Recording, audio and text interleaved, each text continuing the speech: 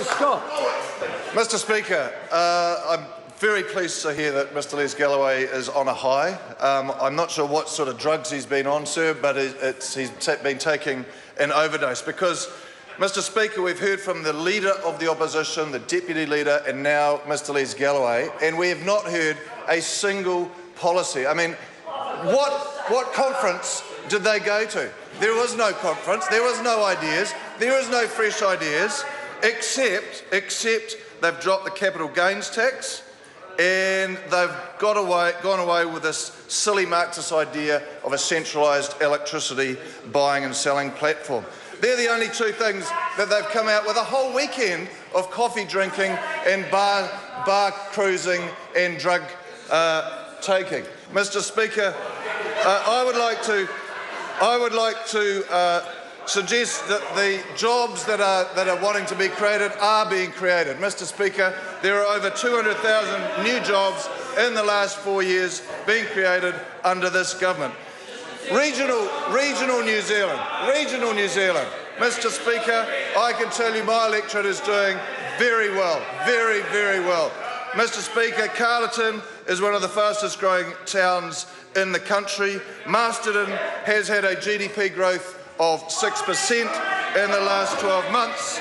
And Mr Speaker, Aucklanders are thriving. Aucklanders are coming, Aucklanders are visiting us, and they are staying in the beautiful place of the Wairarapa. Mr Speaker, regional New Zealand is doing well. Masterton is one of 7 towns that is 100% rolled out with UFB. This UFB stuff connects people to the world. Mr Speaker, infrastructure between Wellington and Masterton allows Wellingtonians to live in the beautiful Wairarapa and work in Wellington. Mr Speaker, this is good for the regional economy of the Wairarapa. Mr Speaker, LVR rates is another thing that has helped regional New Zealand, encouraging people to borrow and build houses in the Wairarapa, as opposed to Auckland. The signals are working, Mr Speaker. People are moving from Auckland. They're coming to the Wairarapa to live, to set up their business, to raise their family.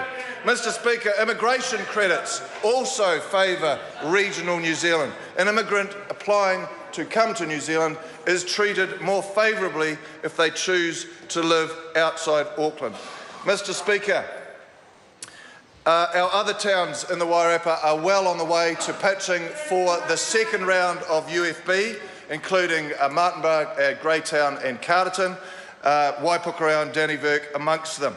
Mr Speaker, last summer, regional Wairarapa had record numbers of tourism, record numbers.